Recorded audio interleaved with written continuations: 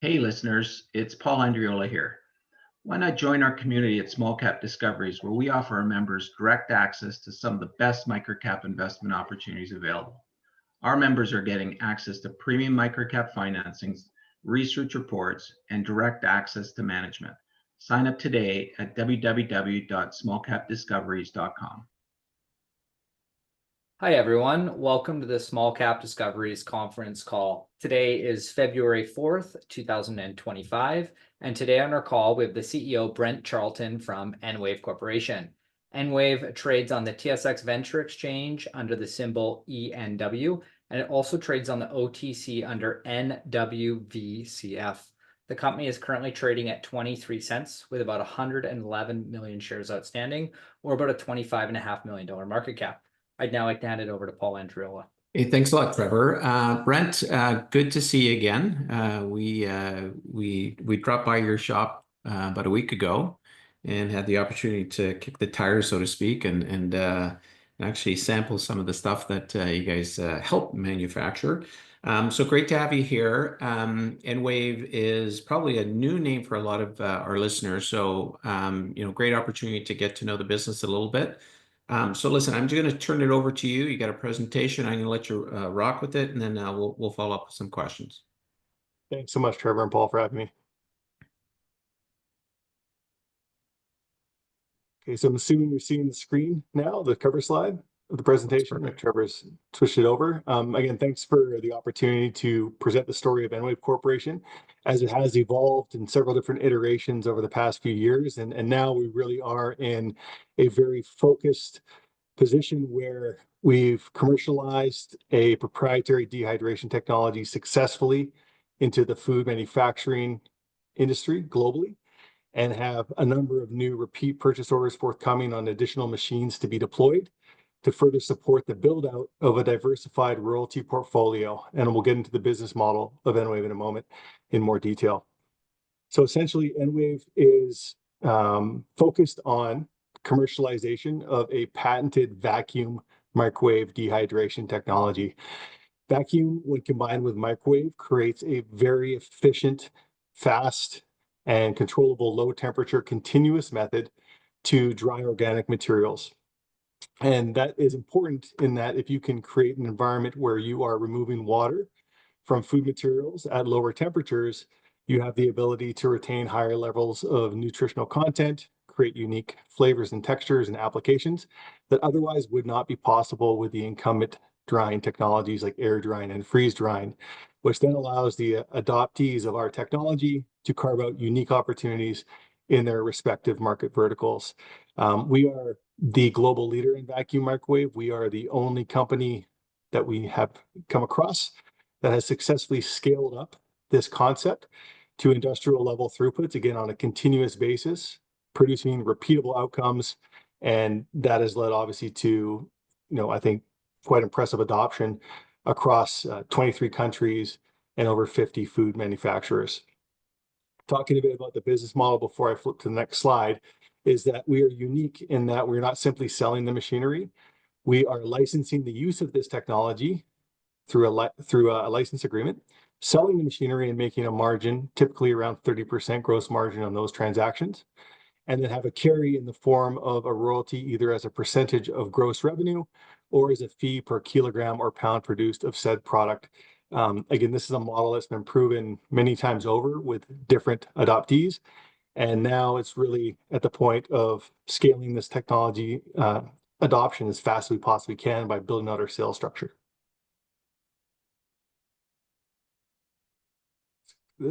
So when I spoke to the number of companies that we have successfully sold machinery to under this license structure, several of them are noted here on the slide. And as you can see, within that cohort, there are several companies that are blue chip, multi-billion-dollar revenue companies who did their thorough due diligence, their product development and testing, their market testing, and then finally decided that it was in their best interest to deploy large CapEx to buy our machinery, as well as obviously build out the facilities to house these machines and take new products to market.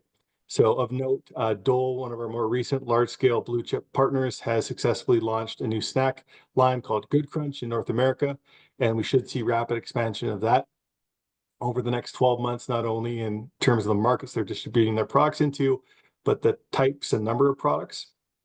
Calbee, the biggest Japanese snack producer, has also adopted our technology and is looking at manufacturing expansion within the next 12 months, as a successful domestic launch has occurred for a number of fruit and vegetable products, as well as several others that you may on the screen that you may not know. Branch Out, which is actually a publicly traded company, has built out one of our largest vacuum microwave drying plants in Peru. They have 3 of our largest scale machines, have had tremendous success in market with branded products, as well as the ability to sell to different ingredient companies.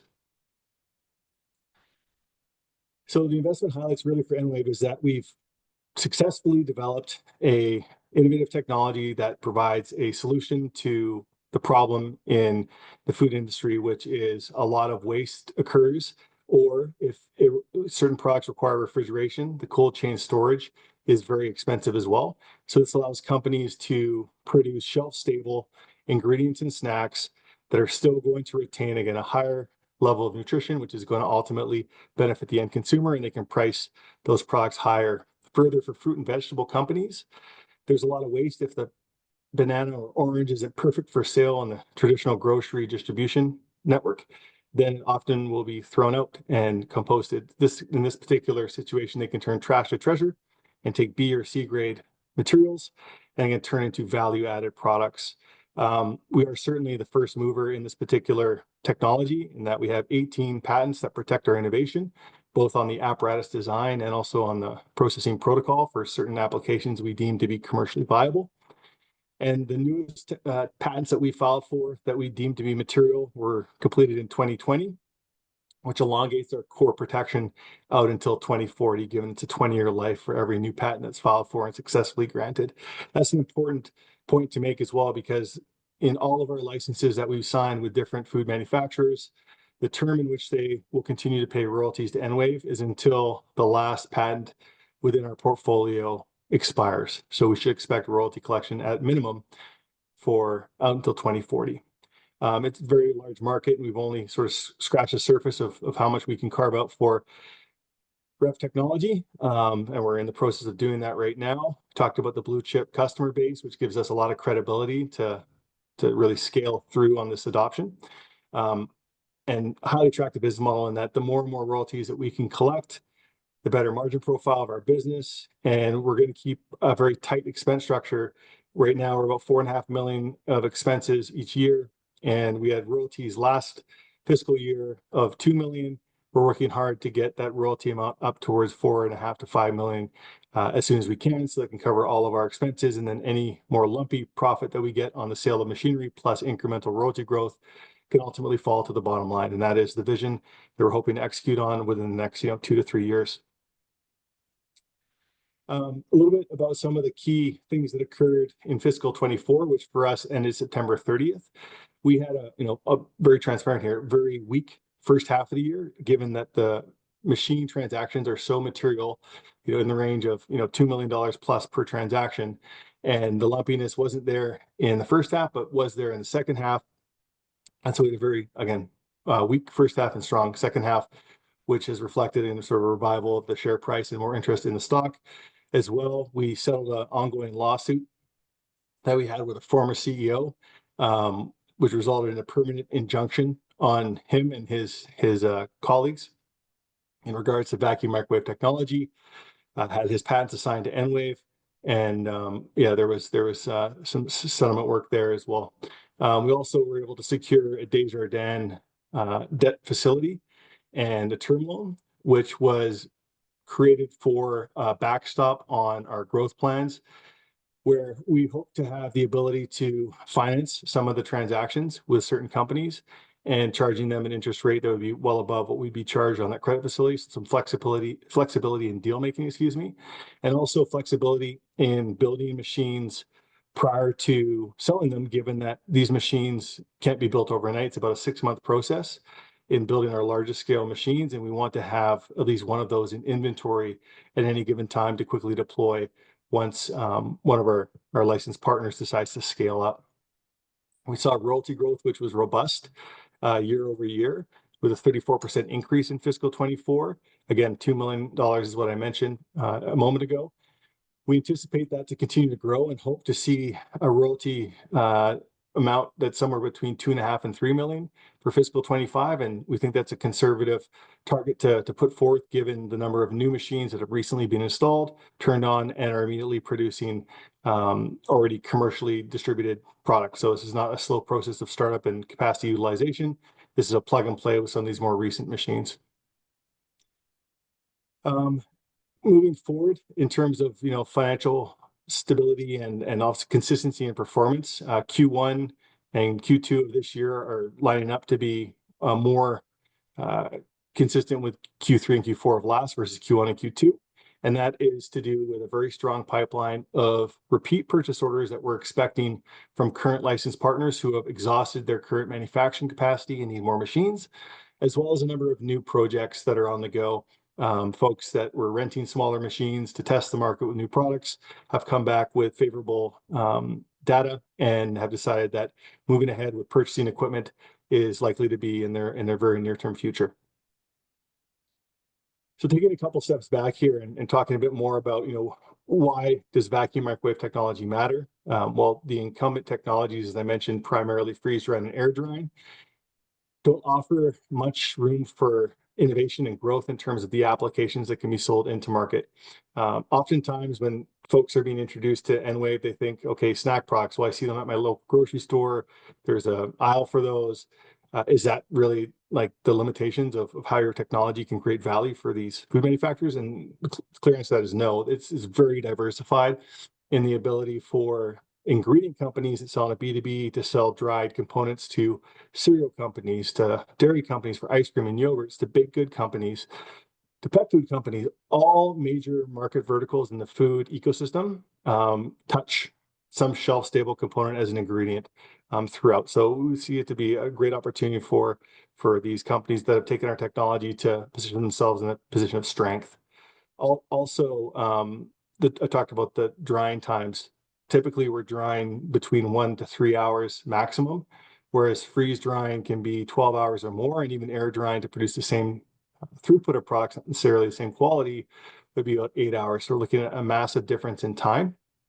And that obviously affects the amount of energy consumed in the process, which lowers the cost for Rev, given that it's such a short process and can complete the drying very efficiently. So here's the snapshot of one of our larger machines in the bottom right-hand corner. This is the same machine that Paul and Trevor got to see during a tour the past week, where they came out to our toll manufacturing facility that we established as more of a sales tool and showcase of the technology.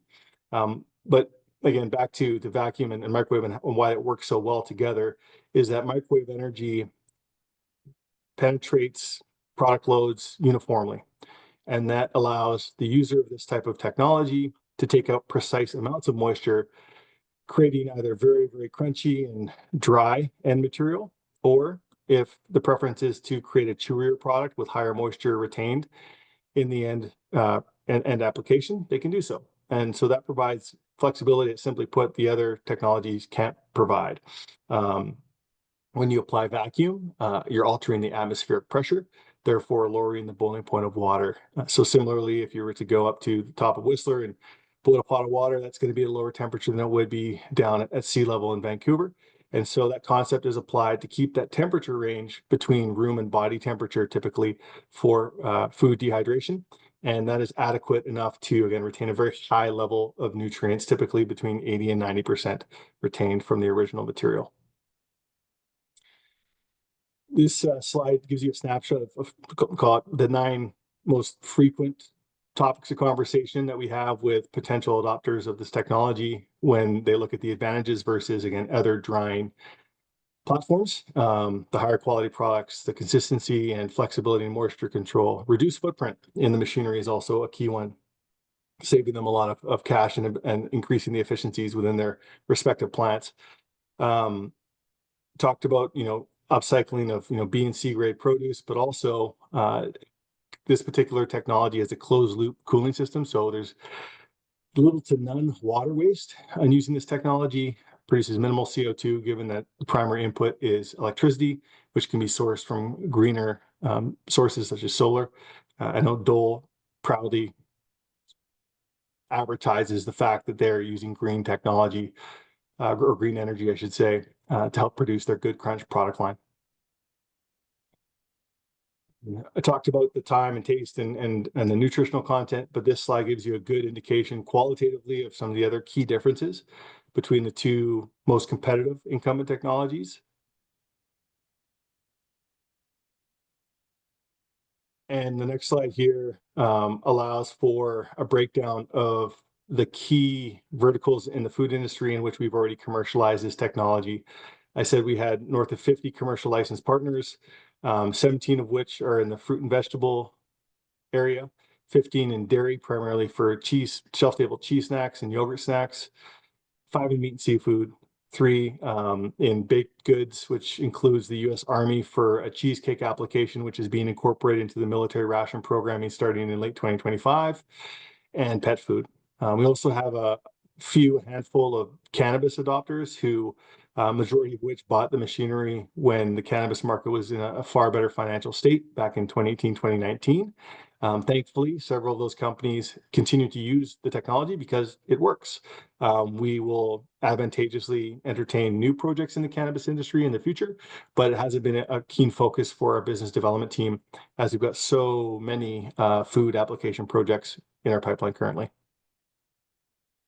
In regards to our total addressable market, we did the research to determine that in terms of equipment itself, just using freeze drying equipment as the example, in 2023 there was $4.3 billion worth of new freeze dried equipment sold, and it's projected to grow at a 7% CAGR to 2033.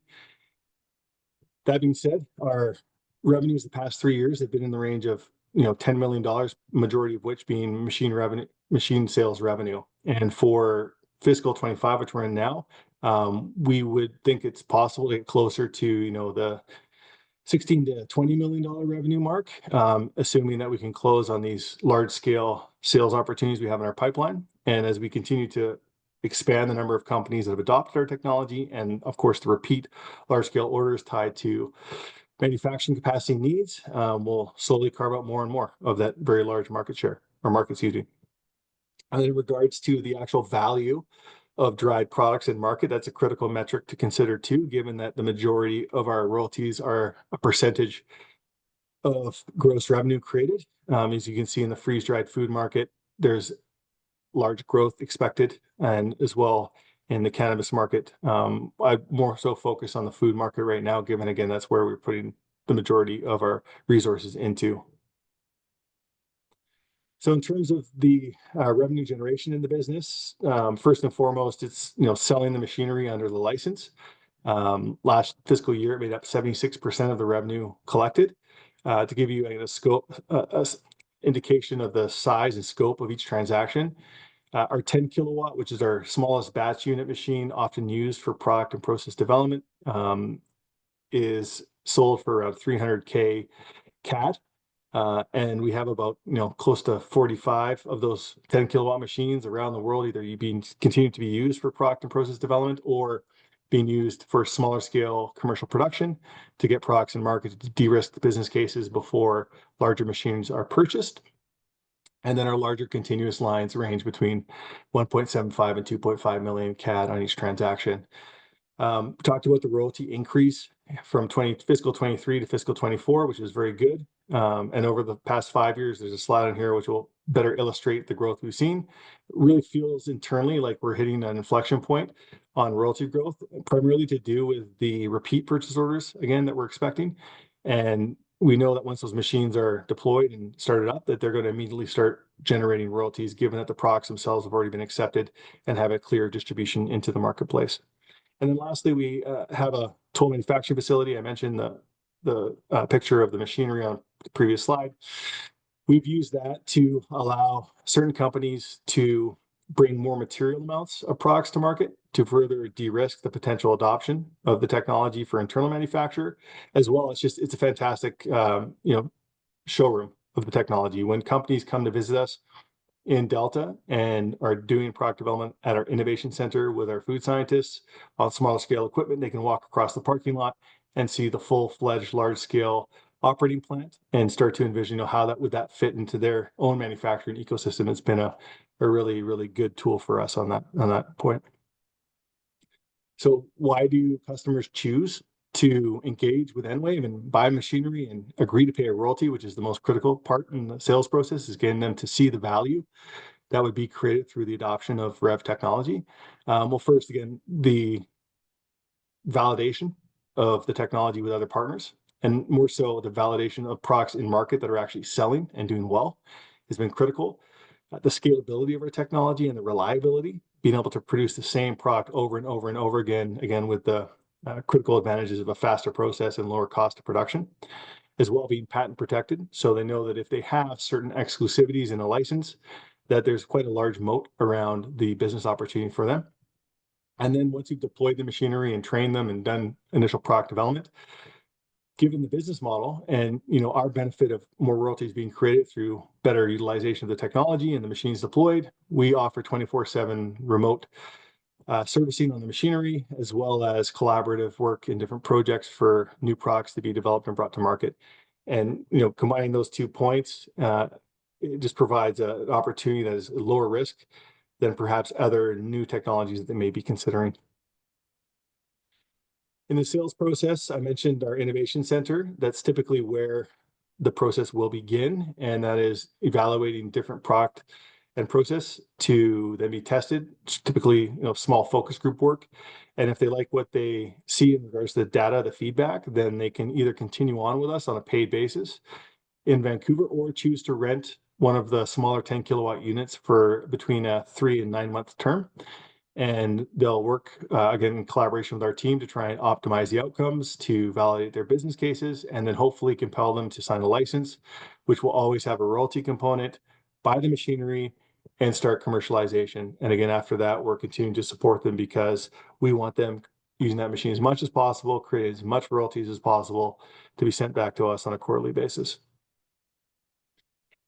Next slide here just gives you an indication of size of the machinery. So these aren't little toasters. They are quite large in terms of manufacturing equipment, even though they have a smaller footprint than comparable freeze drying or air drying machinery. It's about 14 meters long is our largest line, 14.5 meters, and then 4.5 meters in height and about 5 meters in width. So about the size of a milk truck driving down the highway, to give you a visual comparison. So the business model itself, it has natural scalability, right? The more and more machines that we sell through different licenses is going to allow for a broadening and growth of the diversified royalty portfolio, which to date has been like recurring and stable and just growing. They're quite sticky, these royalties that are being paid from our partners. And ultimately, as you increase the mix of royalties versus machine revenue, the margin growth will be incremental. And my goal as CEO of Enwave is to wake up in 5 years and fog the mirror and get paid for it in a very, very meaningful way. And so that's what all of our team members are focusing on is rapid deployment of more and more machines. It's worth noting that given the circumstances, the robust pipeline, the proven technology, and I would say overall cash management through COVID and then back into a more stable global economic market, we have now chosen to invest in bringing on more experienced salespeople, not only locally in Vancouver, but we've also recently just hired a new senior business development manager for Europe. She will start in March of this year, and we're in the process of finalizing the hiring of a second who will be domiciled in Southeast Asia to help us better connect with prospects in those regions. We've also committed to attending every major food manufacturing technology trade show. In the past 6 months, we've been all over the world and back. And we will continue to leverage the Canadian federal government's programming for trade missions and representation at different conferences and events, given that we are born and bred Canadian innovation that's starting to make waves across the food industry. Next slide, as I mentioned, what was coming up, it does a good job of profiling our royalty growth. We've seen a nice jump up between fiscal 23 and fiscal 24. And again, the expectation is for that to continue in fiscal 2025. And a leading indicator on royalty growth has been the installed base. So our machines are classified in kilowatt capacity. I mentioned our small one is 10 kilowatts, our medium size is 60, and our largest scales are between 100 and 120 kilowatts. And so we've had a number of other new machines that have been installed recently, which will reflect in our fiscal year 2025 increase in capacity in installed capacity, which is why we're quite confident in continued royalty growth this year. And then just to wrap things up before addressing questions, our board of directors, we have recently attracted a new audit chair in Louise Lalonde, ex-Big Four partner. And this Louise, we basically went and recruited when our past audit chair said she was retiring from everything. She was going to spend more time in Mexico than she was in Canada. And we wanted to ensure, and thankfully that she was forthright about this, ensure that our audit chair was someone who's going to be very engaged all the time, supporting the executive group as we continue to grow the business. And then the other two folks that aren't chair, Pablo Cusati has been the chief operating officer of several multi-billion-dollar global food businesses, excuse me.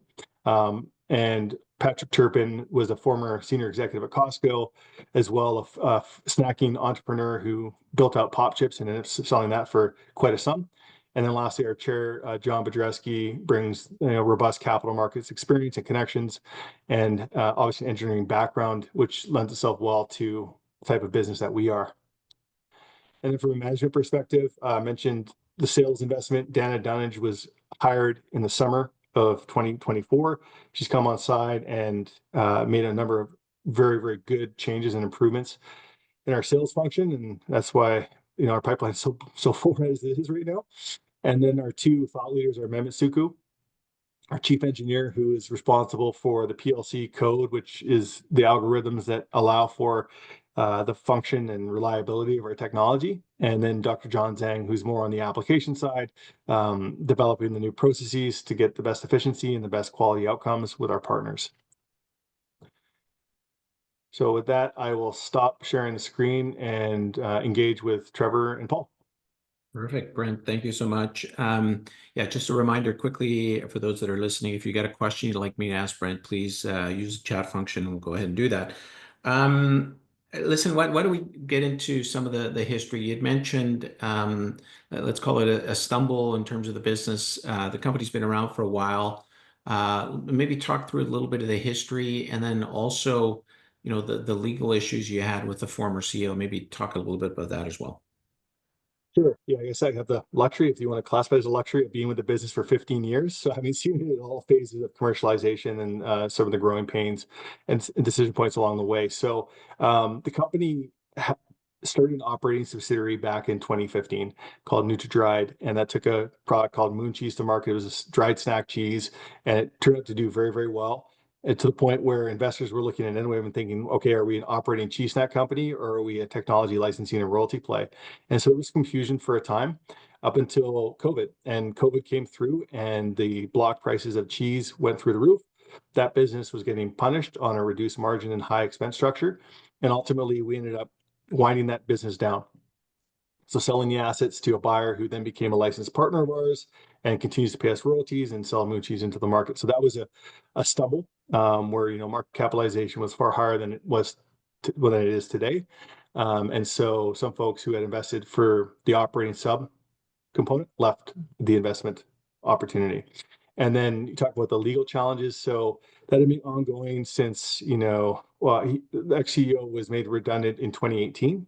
And then we found out a few things midpoint 2019. And so it was a long process, like almost 4.5 years of litigation, going after what we felt to be theft of our intellectual property and confidential information and be used for competitive purposes. Thankfully, the civil legal system in Canada is a fantastic one. And so long as you play by the rules and you do the right things, you can use that system to uphold what's right. And ultimately, we came to a settlement late calendar 2024, which worked for us. And so now they can have a permanent lifetime injunction on even speaking the two words vacuum and microwave together, as well as the patents that were developed were transferred over to Enwave. And there's other components to the settlement which are apparent in our filings, but we are under confidentiality clauses not to discuss openly in public. Mhm. And I see a question did come in regarding this. Can it be contested? Is it settled? What's Yeah. sort of the status? It's settled. The patents they filed for are now under Enwave's ownership. Everything's been settled. So unless they do something foolhardy, everything is tied up. Mhm. Okay, perfect. Okay, so you stated clearly that there's two components of the business. You're selling machines and then you're collecting a royalty.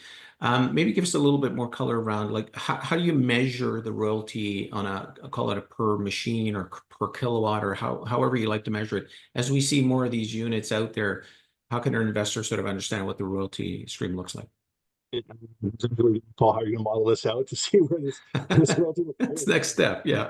So I'll preface it by saying, like, right now we have about 18 large scale machines out operating, and some of which are being used to full capacity, and others are 60% capacity. So there's a variation dependent on the licensed partner and the products they're taking to market. But on average, you could say that they're generating the large scale machinery that is 60 kilowatts to 120 kilowatts, average of $150,000 in royalty revenue per year.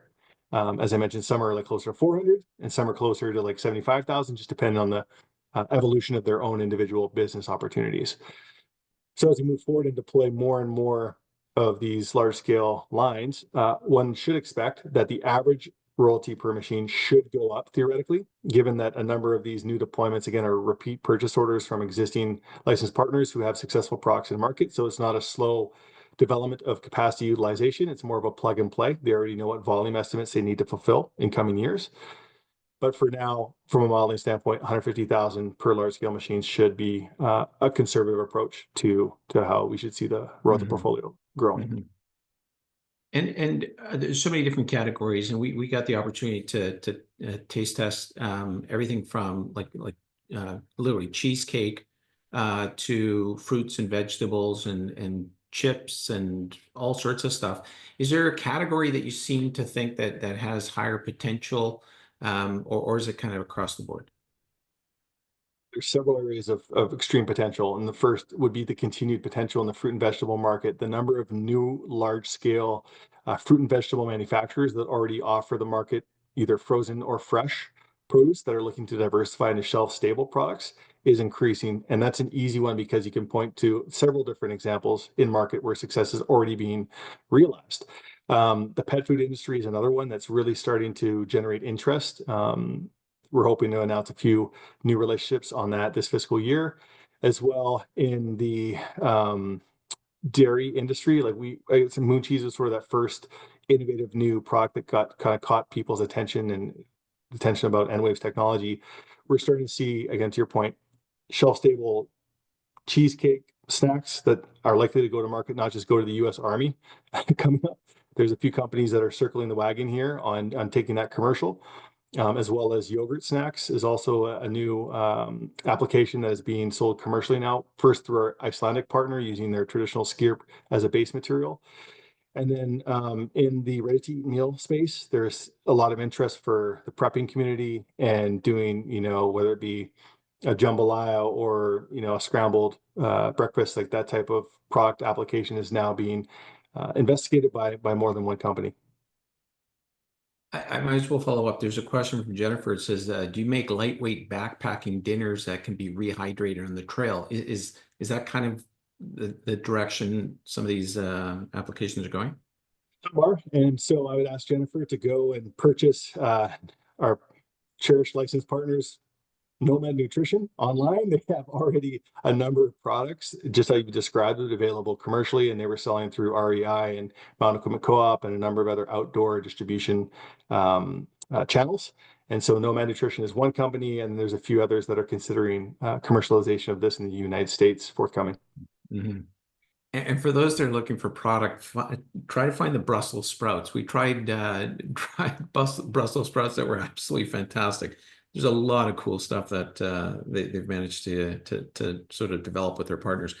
Let's talk a little bit more about challenges. So kind of right now, I mean, the business obviously clearly has gone through a lot of challenges, as most do, sort of in your type of development. But you know, in your seat now, what sort of keeps you up at night? What do you really want to correct or focus on?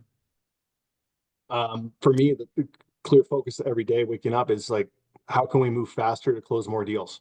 Like, we know that there's interest, we have transparency with a number of the current licensed partners and their needs. Mhm. And it's just working collaboratively with those groups to get to decision points faster, to lock new agreements for large scale machinery, and then plan appropriately with our current abilities to deliver large scale machinery. Like when you did the visit and the walk through the manufacturing facility, we can do up to 10 large scale machines per year, but not 10 at the same time. We're talking about like incrementally 6 and 6 at any given moment. And so the timing of those purchase orders are critical in terms of our resource planning. So that sometimes will keep me up at night, but we have to keep pushing to get as many as fast as we possibly can. Other topics, I mean, we talked about competition. Right now, we're in a solid space in that there hasn't been any legitimate company to develop something that would be directly competitive in terms of vacuum microwave, but we always have to monitor the current ecosystem and look at patent filings and determine if a competitor could potentially erode the business case, the royalty model. And we have a history of addressing that. In 2012, we acquired intellectual property from a German company that had successfully scaled up vacuum microwave with their tray system and continue to hold that intellectual property in our patent portfolio, which allowed us to develop our own tray system.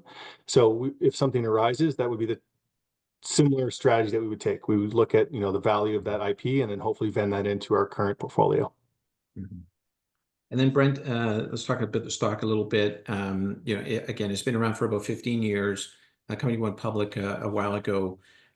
What's the sort of makeup of the shareholder base? How much do the insiders own, and sort of who else typically owns shares in the company? So we have a handful of high net worth individuals who've been in the stock for many years. And when you add up their individual respective positions, you get somewhere close to 40 to 45% of the common shares outstanding, and the rest being free float, as we would determine. And so that consists of, high net worth individuals from back east that used to be in food manufacturing. There's a few legal professionals that were into it. There's a couple family offices that got into the stock several years ago and have continued to hold. But what we've experienced more recently is that there's been new interest. And when I've gone to these more long-term shareholders and asked if they'd be willing sellers, like for block trades, they've said no. Fair enough. So it's going to be interesting to see how this evolves our shareholder base in the coming days. I mean, coming months. Yeah. Bear with us one sec. Vic, if you can hear us, you're not muted. Or Trev, if you can help us out and mute Vic. There we go. Okay, perfect. Sorry about that. The insiders, 2% approximately is what is owned by insiders, and that is to do, majority of that is held by John Brodreski, our chair of the board, who put his own money up when the company needed to raise capital pre-2018, 2019. And myself, I've been with the company for 15 years, entered in as a marketing coordinator as a low net worth individual. I'm now, I'd say, still a medium to low net worth individual who's been picking away at the stock as much as I possibly can. Yeah, you got it. No, fair enough. And then let's talk. Okay, so going forward now, new initiatives. Like what? I mean, obviously, clearly, you got some new sales initiatives, but is there, anything on the R&D side that you're looking at, or anything else that you consider a new direction for the business? From a technical standpoint, yes, there's been several recent discoveries and patent filings, which we'll share more on once all the application processes proceed a little bit further. But we've found out a new way of using one of our current designs to be more flexible and efficient, which is going to directly benefit the end user. So more on that to come, which is quite interesting. And then other mandates in terms of the business growth and where it needs to go. Honestly, the technology is sound. Like, the technology has been working appropriately. Our longest operating history for large scale machines coming up on 10 years without any major hiccup on our equipment. So it really is coming down to doing a better job of marketing this technology on a global basis, doing all the right things, being in the right places, meeting the right people, and hiring the right people to build out our team to cover more relationships, to sell more machines. And so that's where the keen focus has been this year, and it will continue throughout the entire of fiscal 25. Mm-hmm. And where do you see the company in 5 years? In 5 years, I would hope that royalty portfolio is well beyond $5 million. Well, we talked about covering our expenses. Maintaining that expense structure is going to be important along that experience, the path that we take.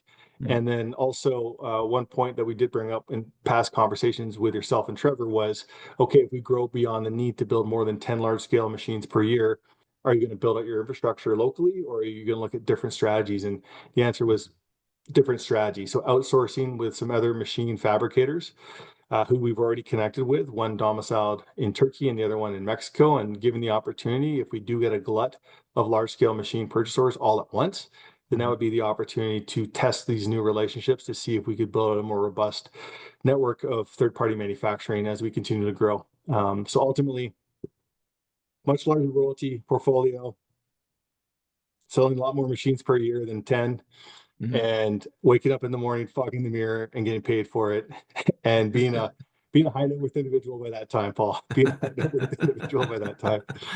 Awesome goal. Awesome goal. I hate to ask this question, but this word comes up so much in the last little while, tariffs. How much business do you guys do with the states, and any perceived issues around what we've been hearing around tariffs? We're not massively exposed to potential tariff implementation. We obviously the past few days have been thinking about ways to still transact if they were to come into play. And so for us, it's called like 15 to 20% maximum in terms of machine sales within the pipeline to go to the United States. I'd be more concerned right now about the possibility of tariffs being put on other foreign jurisdictions where our current licensed partners are domiciled, whether it be Peru or Colombia, because they're all importing into the United States their snack products. And if there's a 25% tariff being put on them to sell into the United States, then that can be problematic in terms of their business growth and ultimately the royalty growth being paid back to our business. So some things are, a few steps beyond what we can control, but we're considering it all and what the impact could be if, after 30 days here, President Trump decides to continue forth with the threatened tariffs. Gotcha.